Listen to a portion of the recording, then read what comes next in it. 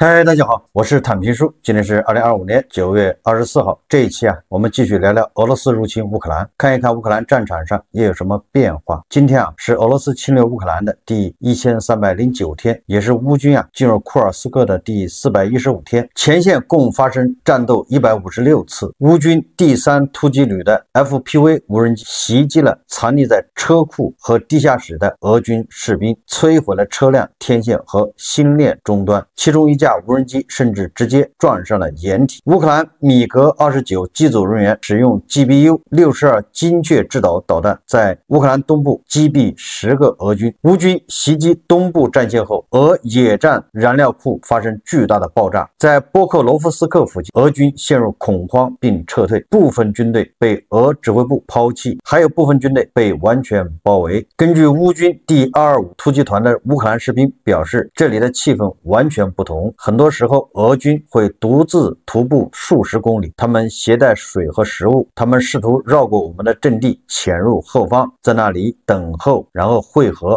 最后这些俄军被一一消灭。根据这个乌军总司令希尔斯基的说法乌克兰武装部队在多布罗皮利亚方向继续推进，以收复164.5平方公里的土地。截至2025年9月22号午夜作战数据说，累计收复领土164.5平方公里，清除180.8平方公里区域内的敌方破坏小组，7个定居点重新回归乌克兰控制，歼灭9支敌军侦察破坏小组。俄军在多布罗皮利亚方向损失2960人，其中1492人被击毙。在这个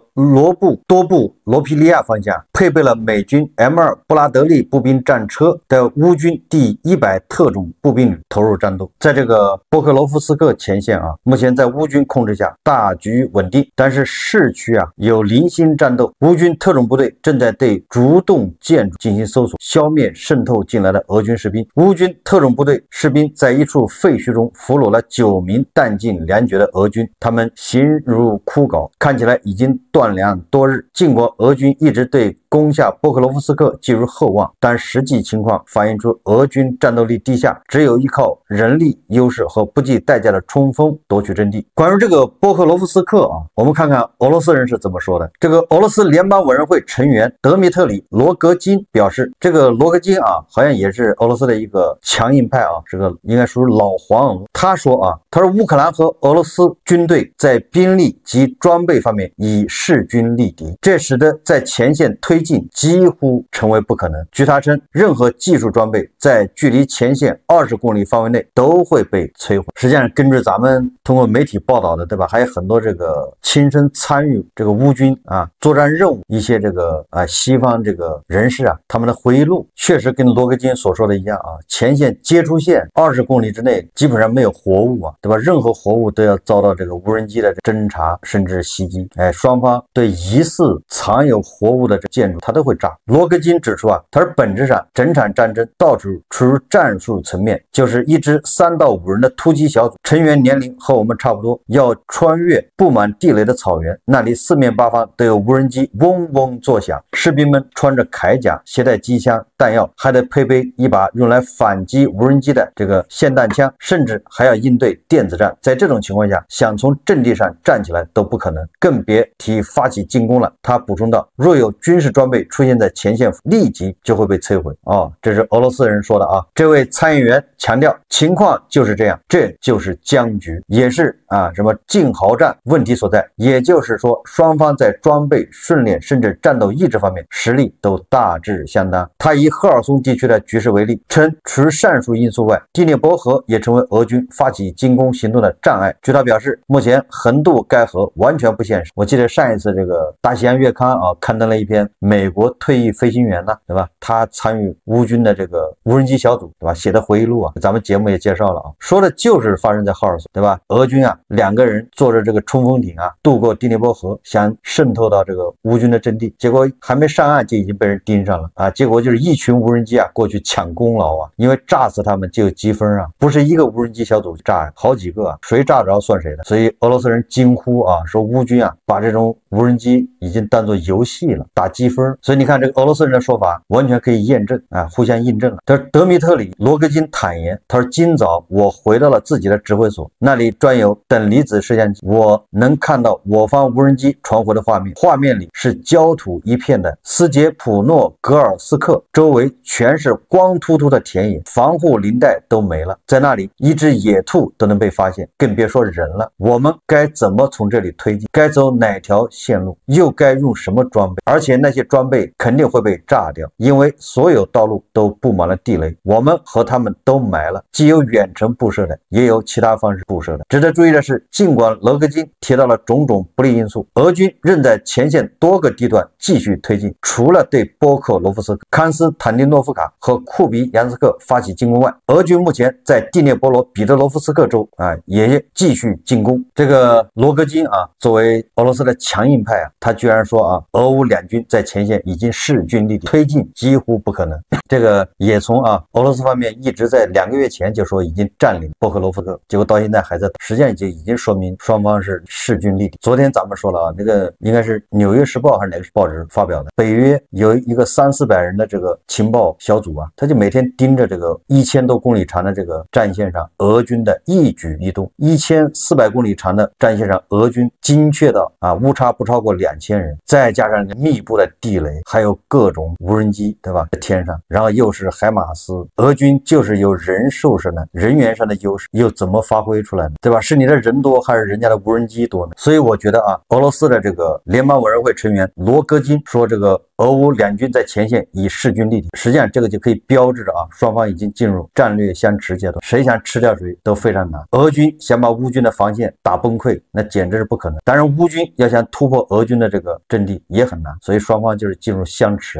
接下来就是互相伤害，互相打击对方的钱袋子。这个俄军对乌克兰远程空袭几乎无日不停，即便没有大规模的空袭，俄军也会每天发射100余架自杀式无人机和几枚不同类型的地对地攻击导弹，而大规模空袭则动辄数百架自杀式无人机和几十枚导弹。当地时间9月22号，根据扎波罗热州军政管理局局长费多罗夫的这个说法7架俄军战机在40分钟内向扎波罗热市3个区至少投掷了10枚制导炸弹。那乌克兰呢，当然也是还以颜色，在顿巴斯前线，昨天乌军摧毁了俄军的关键油，从前方流出的视频看，俄方的控制区已冒起巨大的火球，不断朝空中喷发火焰。在俄罗斯本土方向，昨天乌克兰武装部队总参谋部表示乌武装力量无人机系统部队对俄萨拉托夫州的炼油厂、萨马拉州的新古比雪夫斯克炼油厂以及另外一处石油生产基础设施等进行打击，导致目标区域发生爆炸并引发火灾。具体战果仍在核实中，所有被袭目标均与俄武装部队后勤保障有关。在俄罗斯的列宁格勒州方向，乌克兰安全局无人机袭击了芬兰湾沿岸港口的叫普里莫尔斯克港，造成了2艘俄罗斯油轮受损。这些船只属于俄罗斯的影子舰队，悬挂塞舌尔国旗。在乌克兰安全局无人机袭击后，俄罗斯在波罗的海最大的石油产品出口港口暂停了作业，除油轮外，泵站也遭到了袭击。在这个库尔斯克前线，20多架乌军无人机袭击了车臣阿赫迈特特种部队总部及其物资仓库，将其夷为平地。这个乌军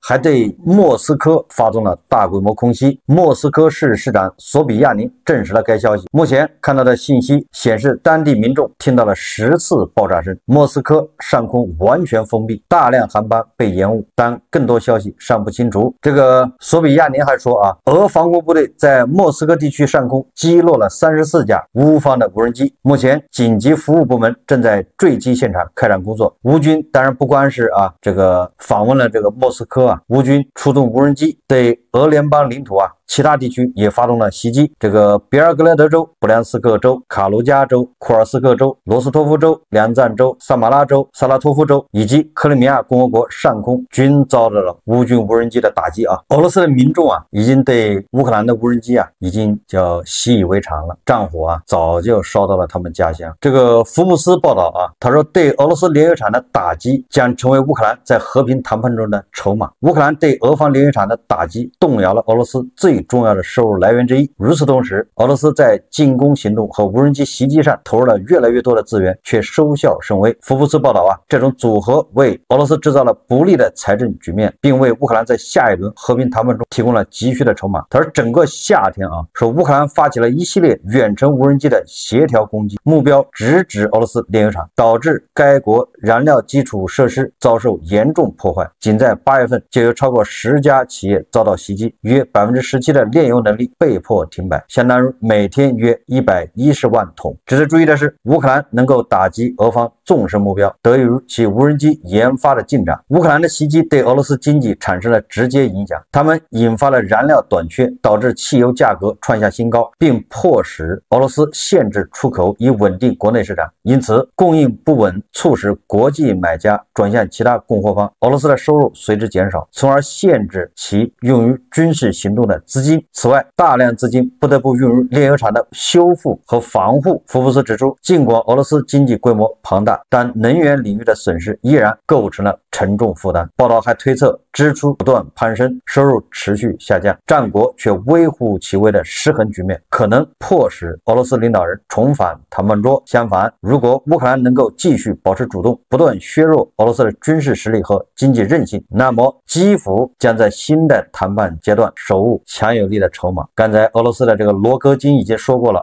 战线上不会有太大变化了，双方谁也打不动谁，对吧？这个由无人机和精确炮火还有这个地雷，对吧？所构筑的叫死亡地带，谁都没办法突破。既然前线僵持，那剩下的就看谁扛揍了，对吧？双方都是在打击对方的这个要害部位。我们以前就说过了这个实际上你一看俄罗斯就吃亏你看现在整个战区乌克兰，对吧？它一共3000多万人，面积就那么大，你随便炸。那俄罗斯呢1.4亿人，对吧？面积是乌克兰的10几倍，那都是战区那乌克兰只要他有能力，对吧？他只要够得着他都炸。你说谁吃亏，对吧？当然俄罗斯吃亏因为乌克兰把他的很多军工业它转移到欧洲那些国家去，然后欧洲国家它并没有遭到炮火的打击人家还在援助乌克兰，对吧？给钱给武器还招人，也就是整个俄罗斯都是战场，对吧？人家随便炸，你炸的只是乌克兰这一小块，欧洲另外一大块都在歌舞升平，对吧？都在开足马力生产，都在支援乌克兰。你说这个战怎么打，对吧？你在前线如果僵持的话，那俄罗斯只有失败一条路，还什么谈判呢？你以为欧洲人傻呀？以为乌克兰人傻呀？这一旦形成这样僵持局面，谈判也只不过是帮俄罗斯多放放血。你可以肯定谈判俄罗斯他也接受不了。最起码的，你看这欧洲人已经把俄罗斯人的钱给扣了，这个钱要准备用来战争赔偿，你说普京能接受得了吗？然后是领土换和平，那是做梦德国、法国早就放话了，那不就相当于俄罗斯失败了？普京能接受这个结果？怎么向俄罗斯人交代所以说这个只要战线被冻结了，实际上就预示着俄罗斯失败了，无非就是还要扛多长时间的问题。就是你把乌克兰全炸完了，也就那样，因为乌克兰人家靠的是美西方输血，你俄罗斯炸完了，你还怎么玩？俄罗斯谁给俄罗斯输血我们再看看外交以及国际援助。这个捷克不仅搞了一个炮弹联盟，为乌克兰到处买这个155毫米的炮弹，这个捷克还搞了一个顶尖的人工智能，这个叫无人机拦截系统。它这个系统说采用可折叠固定翼设计，可近乎于垂直起飞，并可选配火箭助推器。最关键是什么呢？最关键说它这个无人机是专门为拦截沙赫德无人机设计的，专打沙赫德无人机。该拦截系统可拦截4000米高空目标，最大滞空时间20分钟。凭借其电动航道风扇引，可飙出300公里每小时的速度，然后使用1.5公斤的定向爆破弹头摧毁敌方无人机。也就是它这个无人机升到空中这比如那个沙赫德无人机你要从这路过是吧？它就升到这儿等着，然后定向爆破，那个碎片就能摧毁飞过来的沙赫德无人机。说该系统完全采用人工智能自主搜索并摧毁目标，因此不存在被敌方干扰问题。毫无疑问捷克的这款专门为沙赫德无人机设计的拦截无人机已经要在乌克兰试验了。魔高一尺道高一丈。乌克兰的火点公司表示，那个火点公司就是生产火烈鸟导弹的那个公司。他说目前火烈鸟导弹采用穿透后混凝土的穿透弹头，可深入地下10米。截至9月初，生产速度为为每天2枚导弹，计划到今年年底达到每月200枚。这个对俄罗斯人来说啊，尤其对五夫一娃一金来说，这可不是好消息，因为他这个又是专门打这个地下室的、打地下堡垒的这个钻地弹头啊。虽然现在只能钻10米深，这谁也不知道未来他能钻多少深啊。根据乌克兰国家通讯社报道啊，说泽连斯基总统在晚间讲话中透露啊，乌克兰已收到首批武器出口提案。他说这将是对我国武器，特别是海上无人机有计划出口。海上航道安全是整体安全不可或缺的一部分，这取决于许多国家。什么意思啊？也就是现在已经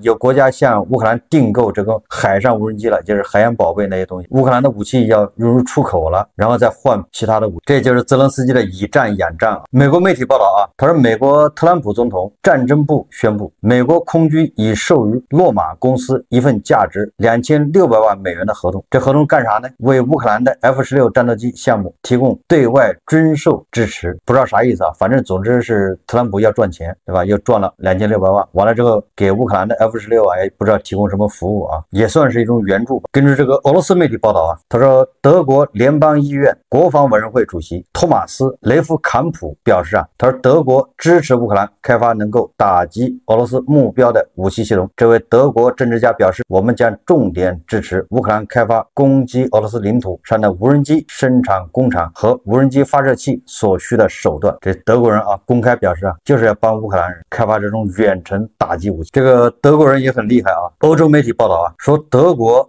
最新的830亿欧元的军备采购计划。这个计划显示说德国大规模重新武装的行动将主要针对欧洲工业，也就是说人家这个830亿欧元主要从欧洲购买军事装备，用于购买美国武器的资金不到10%。这个特朗普是该哭还是该笑呢？特朗普逼欧洲自己提高这个国防开支，让国防开支占 GDP 的5%。很多人都认为，对吧？我记得很多黄俄都这么认为，说这个不就是让欧洲去买美国的武器吗？对吧？特朗普笑得乐哈哈。结果你看人德国830亿欧的这个采购计划，只有10%用来买美国的武器。这么说的话，特朗普是竹篮打水一场空啊。最近关于这个俄罗斯侵犯北约的领空，似乎是愈演愈烈啊。首先是这个丹麦首相他说不能排除俄罗斯涉入哥本哈根无人机事件。当地时间周一晚上约20点30分，位于哥本哈根的卡斯楚普机场因多架无人机出现在空域，不得不关闭数小时。那这个丹麦首相弗雷泽里克森他就说他说周一晚上发生在哥本哈根的无人机事件，迄今为止对丹麦基础设施最严重的一次攻击。他还说这说明了我们所处时代以及社会必须做好应对准备。他补充说俄罗斯的涉入不能被排除。当然了，俄罗斯人是肯定不承认的俄罗斯新闻发言人这个佩斯科夫说这一指控毫无根据。这个法国总统马克龙说俄罗斯可能蓄意用无人机袭击波兰。俄罗斯仍然是欧洲地区破坏稳定和具有侵略性的力量。马克龙在接受新闻采访时透露了这一消息。马克龙说俄罗斯对波兰的无人机袭击是俄罗斯尽可能摧毁乌克兰行动的一部分。而这个欧盟外交与安全政策高级代表卡拉斯9月20号在社交媒体页面上表示俄罗斯涉嫌侵犯欧盟边界的事件是一种挑衅。卡拉斯写道，俄罗斯不可能在2周内3次意外侵犯欧洲领空。北约的秘书长表示他说近日北约战机在爱沙尼亚空域拦截并护送数架俄罗斯米格战机离开。吕特指出俄罗斯近期的举动要么是有意为之，要么是公然的无能，并强调北约绝不会天真。那么这个波兰的外交部长就更厉害了9月22号在这个联大会议上，这个波兰的外交部长希克尔斯基对俄罗斯发起了这个口头警告。这个希克尔斯基说他说我们知道你们根本不在乎国际法，你们无法与任何人和平共处，你们病态的民族主义不过是对统治的渴望，但让这念头在你们脑海里燃烧吧，帝国时代已经结束了，你们的时代一去不复返了。然后这希克尔斯基祝福乌克兰的每一次无人机袭击，乌克兰武装部队的英雄们发射的每一架无人机都让这一天更进一步，愿上帝保佑他们。最后他说他说我只有一个请求给俄罗斯政府，什么请求呢？说如果另一枚导弹或飞机未经允许进入我们的领空，无论是故意还是误杀，并被击落，残骸落在北约领土上，请不要来这里抱怨，我已经警告过你了。也就是欧盟、北约跟俄罗斯之间的这个气氛是不是越来越紧张？这个恐怕是跟乌克兰在战场上顶住了俄罗斯的进攻，跟这个有极大的关系。你看这个英国外交大臣库珀表示他说北约准备以直接对抗的方式回应俄罗斯的行动。据称俄罗斯战斗机侵犯了爱沙尼亚领空，英国外交大臣说这些举动为北约与俄罗斯直接武装对抗铺平了道路。北约的联合实力无与伦比，北约捍卫欧洲和平与安全的决心坚定不移。还有这个泽连斯基他不是跟这个他的夫人去美国纽约参加这个联合国大会嘛？当然了，这个泽连斯基在那儿见了很多国家元首，什么哈萨克斯坦总统托卡耶夫什么美国总统特别代表凯洛格，什么国际货币基金组织总裁格奥尔基耶娃，对吧？就是非常繁忙的这种穿梭外交这个路透社23日援引乌克兰官员和外交官的话说他说乌克兰并不期待乌克兰总统泽连斯基与美国总统特朗普在纽约的会晤带来奇迹。什么意思就乌克兰人已经不再期待你特朗普能搞个什么帮乌克兰了。这种话实际上就是换种说法，就是乌克兰现在逐渐的不再需要美国什么额外的援助了。这还是与这个乌军在前线顶住了俄军的进攻跟这个极大关系，对吧？也就是你特朗普想拿捏泽连斯基已经拿捏不了了，对吧？你再说乌克兰人手上没有牌，我看是俄罗斯没有牌了。说消息指出，乌克兰希望美国对俄罗斯实施新的严厉制裁的希望正在逐渐消退。乌克兰新的务实主义使得泽连斯基的美国之行不像之前几次访问那样紧张，也就是人家去，对吧？争取一下，能争取到更好，争取不到算了，人家已经不再指望了。路透社援引乌克兰一家智库高级官员的话称，重点也就是乌克兰的重点已从对俄罗斯实施制裁转向确定乌克兰武装部队无人机袭击的目标。他认为乌克兰不仅无法在对俄罗斯制裁问题上赢得美国的支持，还会失去欧洲的支持。也就是说这个乌克兰现在就依靠自己持续不断的打击俄罗斯的炼油厂效果是一样的面对这个北约咄咄逼人，这个俄罗斯总统普京又拿出了他的核按钮盘起来了。这个每日电讯报报道他说普京正在准备核打击，他不仅仅是在威胁，而是手指已经放在了红色按钮上。他说目前核战争的风险是几十年来最高的，因为普京和总参谋部将核武器视为真实的作战工具。俄罗斯与北约之间缺乏信任，平行的军事演习，互相指责对方有进攻计划和挑衅行为，增加了意外升级的危险。本质上是普京他看透了特朗普的软弱，所以他不仅要加强对乌克兰的攻击，他还要试探北约的底线。实际上你看如果把美国刨除在外，那北约不就是欧盟差不多吧，就是欧洲，顶多再加上加拿大还有澳大利亚。那普京他认为他现在就是在跟欧洲开战，欧洲只不过是没有派正规军，对吧？也只不过是武器还略有保留，也就是远程武器没有。但是这么打下去，乌克兰什么都有，因为人家自己会生产，所以那就相当于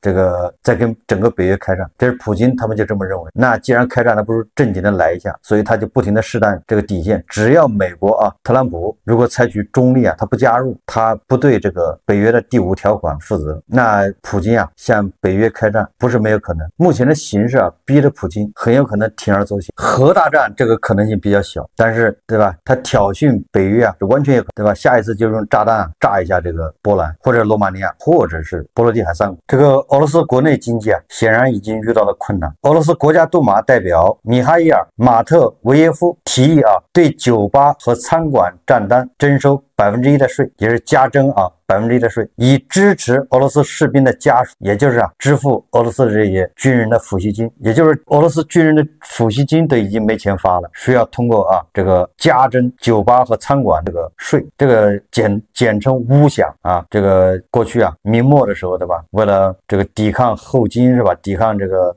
努尔哈赤他们，明朝皇帝征辽饷，这个普京马上要征乌饷，这就是个明显的迹象。俄罗斯政府正在感受到战争带来的财财政压力。随着储备的减少和经济下行压力增大，俄罗斯政府正在将目光转向普通的俄罗斯人。莫斯科和圣彼得堡的精英年轻人希望继续自己花天酒地的生活方式，看来越来越困难了。所以说俄罗斯人呢，马上要喜迎乌响，让我们一起迎接这个俄罗斯忽然一夜之间突然崩塌，这一天一定会到来的。好，这期节目咱们就聊到这里，感谢大家收看。如果喜欢我的节目，欢迎订阅转发，也可以在下方留言评论，谢谢大家。